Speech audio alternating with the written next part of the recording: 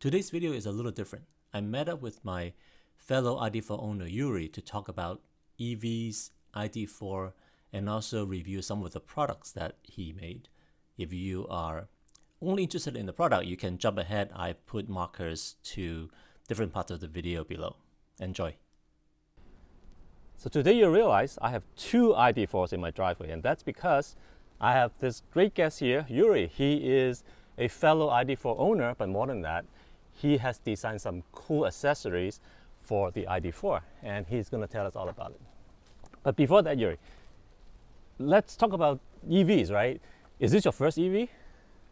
It is my first full EV. Ah, so you have a hybrid before that? I still have a hybrid. Ah, good. So what made you pick the ID.4? It's been a long journey to decide which one.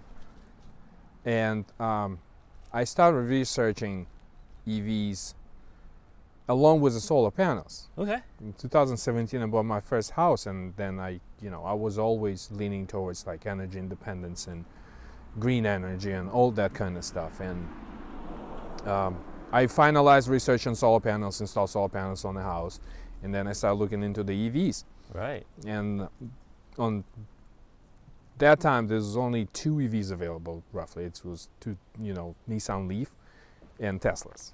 Teslas were out of touch with my budget, and Leaf was too small.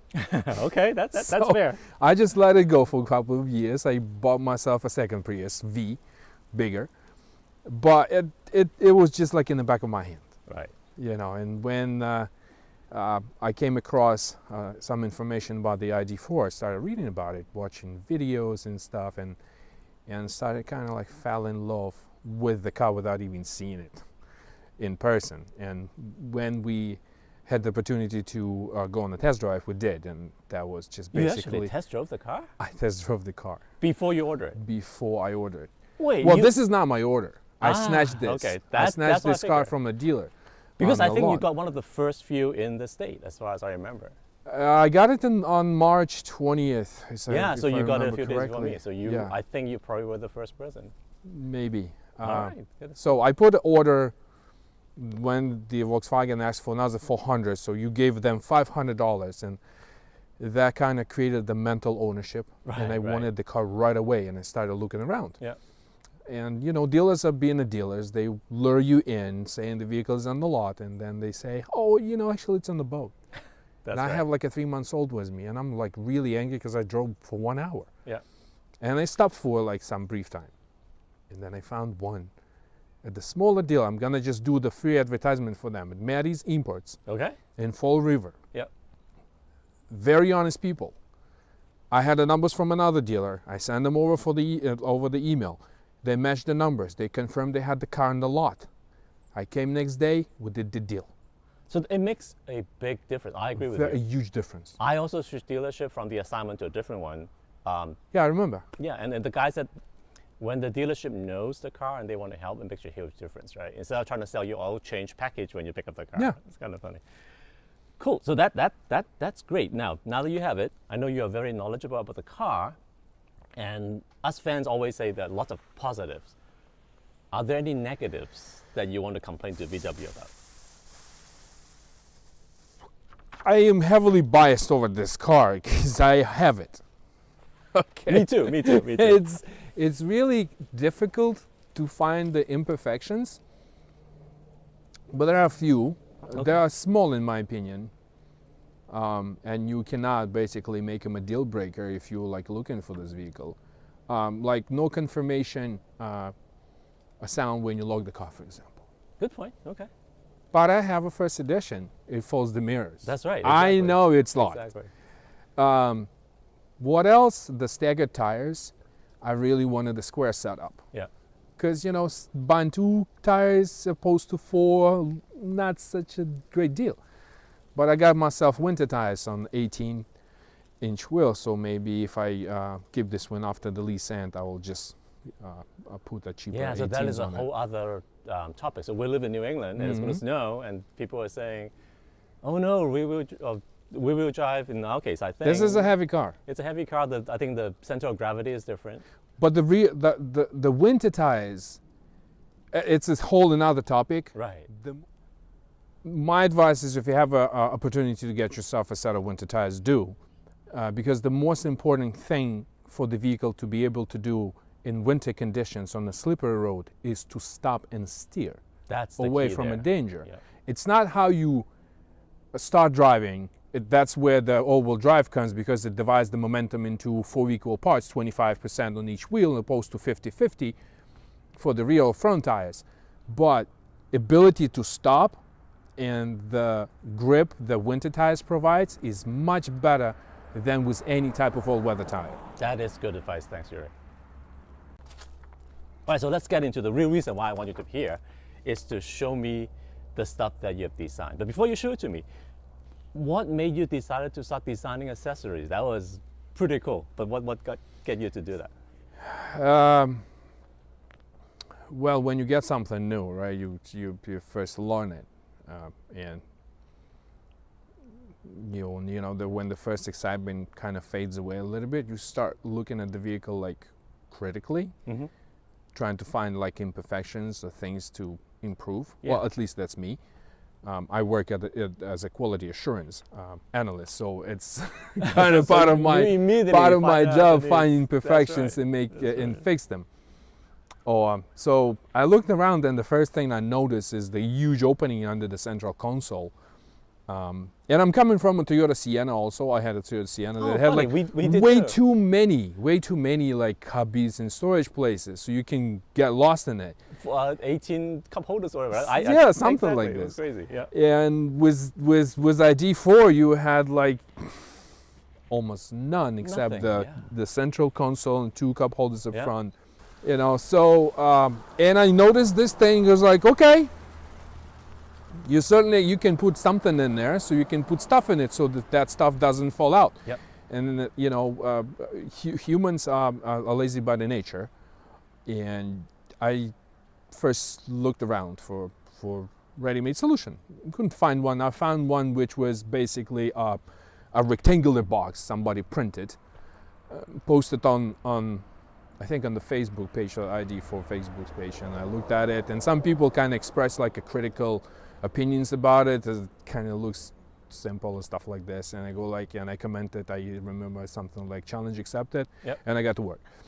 So I made a stencil, kind of like copied the shape of Yeah. the opening, and I got into the CAD program and designed it. And the most challenging thing with 3D printing is to print prototypes and make them fit. It takes time. Do you have experience? You must have done this before, right? This is not your first 3D printing project. No, not at all. I have designed and made quite a few things around the house, kind of things that you can't find at Home Depot. You have to buy the whole thing opposed to the small part. Right. So I have a little bit of experience with CAD and 3D printing. All right, so Yury, show us the product. So this is the storage tray. This is the version number 2. Why is it version number 2? It's actually 2.1. Okay. The first version had the square back, and I don't know, I saw maybe about 100 of these before. Something struck me and said, yeah, you got to improve this little kind of edge, because it kind of looks like it sticks out too far. So I did this little band, and then I shaved off some stuff from the bottom, so it's basically less thick, and it prints faster as well. It looks really sleek. I think that's part of it. It almost has a ID.4 look to it, right? Well, I that can was imagine. the attempt. Square. If it was square, then it was just like, somebody printed a box. Yeah, That's that was very the nice. attempt. Then also the first version I was started shipping without the felt insert. Yep. And then somebody was saying, well, the stuff rattles inside, and I was like, yeah, that's not good. Yep. We need to find something, and then find that I can put like a self-adhesive felt in it. But there's a challenge, because I have this sides kind of go like tilting inward, like the central console as well. Right. Yep. So you have to have a special skill to put the stuff in, right. kind of like figure this out. And on the bottom we have a little nice 2 dots I noticed of that. Velcro, so it doesn't slide side to side. So this is the most popular version. Also, some folks I know, they ordered it bare print, and I think there was a guy from Belgium or Norway or something, and I don't remember. He wanted to wrap it in the carbon fiber. Wow. Okay. Yeah. I also make one that has divider in the middle, so sort of two cubbies. Yeah, that makes sense. I ship this one without the felt liner because I haven't figured it out how to make it nice looking. So this is my most sold product. Yeah, so we belong to the same Facebook groups, and I see people talking about it and buying all the time. So that is great. All right, Yury, show us the tray. So this is this open, unoccupied space. You it put is the something. Strangest space. It in the car, is, right? yeah, absolutely. So you put this one in something, you know, like box of napkins. You just make a hard turn, it just flies out. It doesn't fit. Yeah, it doesn't fit. So this is the tray. It just goes in like very easy. You just like push it down, and that's it. And it's not moving. And you can put like various things in there. Yeah. You can put like, you know, bottle of sanitizer. You can put a pair of sunglasses in there. And they won't scratch because you have nice felt inside. So you can even put them lenses down. So various uses. And it's easy accessible. The height of the walls is about 1 inch. So the stuff that you put in won't fly out. Yeah, so let's get a top-down shot here. So this basically fit just right in there. Just right in. So that is the tray. That is the tray. But you didn't stop there. No, I didn't stop there. My next one was the wireless charging compartment shelf.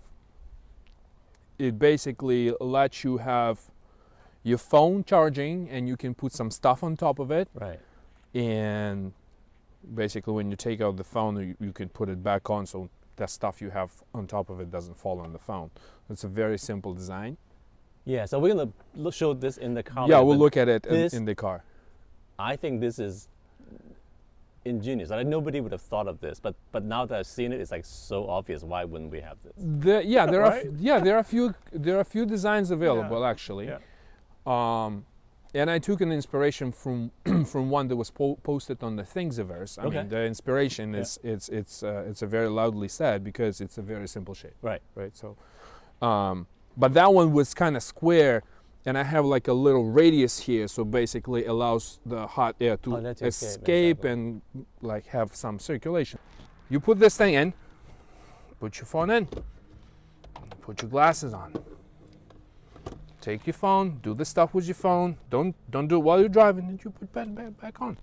But the most, I think, significant item here is the smallest one. And I think it makes the biggest impact on the quality of the ownership of the vehicle. And anybody that do not have an ID.4 would have no idea what that is. But anybody that has an ID.4 would completely understand. So explain. So this goes on the rear camera housing. Yeah. And this little lip. So it's basically sits like this. We'll show it on the vehicle. And when your plate lights are lit,